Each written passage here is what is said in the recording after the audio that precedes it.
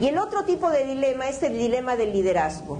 Cuando después de 1941, es decir, fines de 1941, empieza la solución final, y los nazis que habían exigido que en cada gueto, en cada comunidad judía de Polonia, hubiera un grupo de judíos que representara a la comunidad, les exigen a esos judíos que elaboren periódicamente listas de nombres que al principio ellos de verdad creen que son para campos de trabajo, pero que de a poco se van enterando que son para campos de la muerte. Y yo les quiero contar un solo caso. De estos casos hubo todos los días entre 1941 y 1943, todos los días en cientos de lugares en Polonia. Pero les voy a contar un caso en el gueto de Białystok, en el que hay 35.000 judíos en el gueto a principios del 43, y el presidente de este consejo consulta con el rabino del gueto y con el líder del movimiento de la insurrección juvenil, y le dice: me piden 6.500 nombres, ¿los doy o dejo que los nazis entren? ¿Cuál era la duda? La duda no era que se podía salvar a todos o a unos pocos, la duda era que de todos modos muchos van a morir. ¿Trato de salvar a los más jóvenes, a los más sanos, a los que tienen más perspectiva de quedarse con vida? ¿O dejo que los nazis entren y se lleven a los jóvenes, a los fuertes, etcétera? Aquí la solución en ese momento fue entregar la lista. De los grupos de liderazgo estudiados hasta ahora, el 67-68% no entregó listas. Claro que inmediatamente los deportaban a ellos también, iban inmediatamente también los líderes a las cámaras de gas. Escogieron la mayoría no entregar las listas, pero les voy a contar lo último y digo algo más y entro directamente al tema de la charla de hoy. Hubo en el gueto de Vilna, uno de los guetos más importantes, le piden al jefe del Consejo de Judíos y de la policía que hay que entender que él se podía haber salvado. Él estaba casado con una polaca no judía, escondió a su mujer y a sus hijos, los escondieron en una parte no judía, y a él también lo podían haber escondido, y él decidió que su destino estaba con su comunidad, y le exigen que mande a la policía dirigida por él a otro pequeño gueto que hay en la localidad para traer tantas y tantas personas, y él lo hace, y después le explica a su comunidad por qué lo hizo. Y él dice: yo sabía que si yo no lo hacía, entraban los nazis y se llevaban a los jóvenes y a los fuertes. Yo les entregué a los viejos y a los enfermos para salvar el futuro del pueblo. Yo no hice, dice, la cuenta del honor judío, yo hice la cuenta de la sangre judía. Y cuando después de muchos años, el fiscal en el juicio de Eichmann dice, después del juicio de Eichmann, no en el juicio, a Gentz también lo mataron al final, dice: si yo me encontrara hoy con Gentz en la calle, no sabría si escupirle en la cara o abrazarlo, por el valor que tuvo para hacerlo. Yo creo que eso nos dice no solo del dilema que tuvieron ellos, sino de los dilemas que tenemos nosotros hoy cuando estudiamos estos temas. ¿Desde qué lado estamos juzgando? Es decir, es un dilema que no se acabó.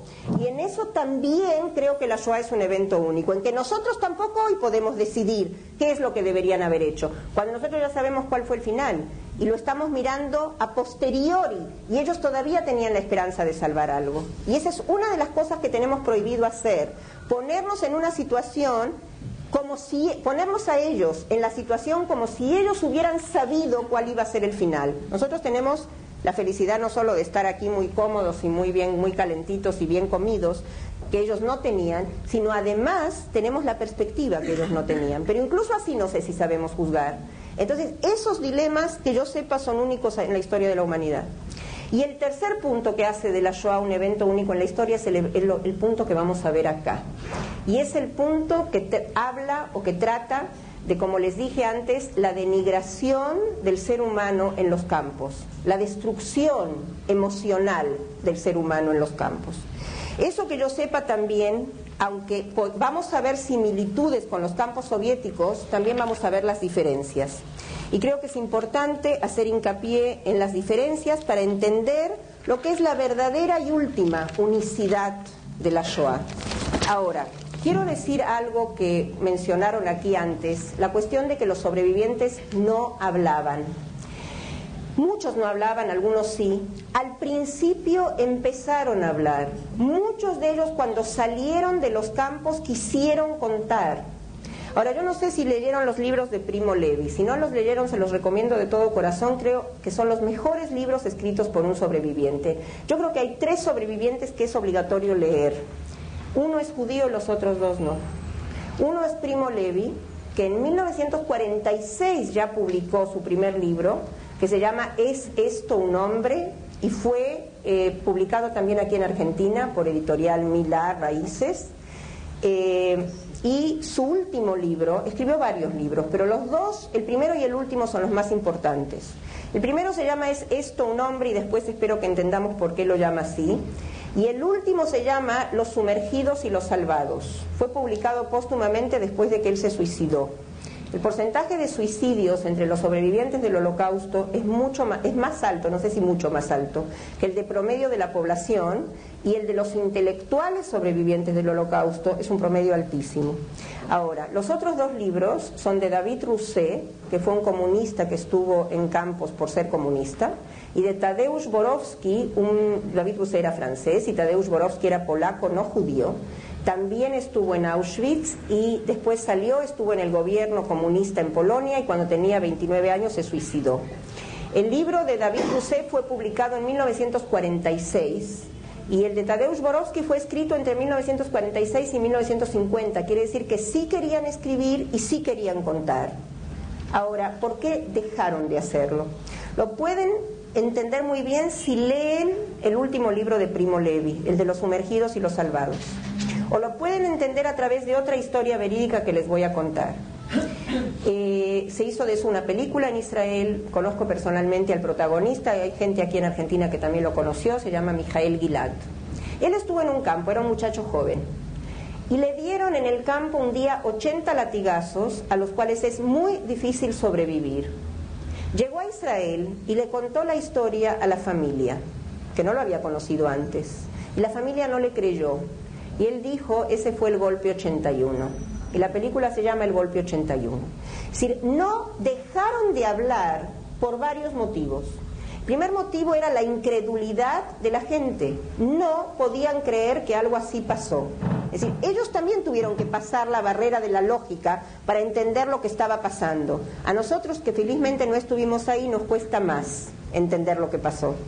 En segundo lugar, había muchos incidentes que eran imposibles de entender desde el punto de vista de la ética para quien no estuvo ahí, en la conducta del sobreviviente. De eso vamos a hablar después.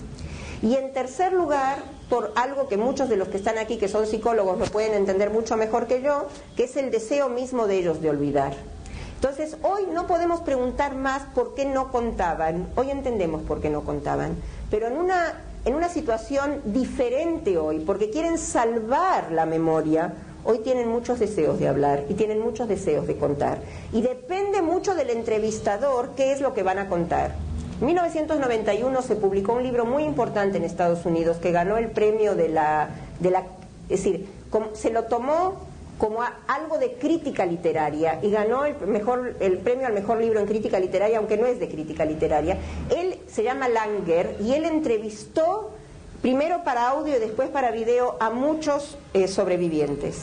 E hizo un análisis de sus entrevistas y de las entrevistas de otros. Y dijo, miren, pasa una cosa muy terrible que tenemos que entenderla. Nosotros queremos que los sobrevivientes hablen todo el tiempo del heroísmo y de la dignidad que lograron salvar.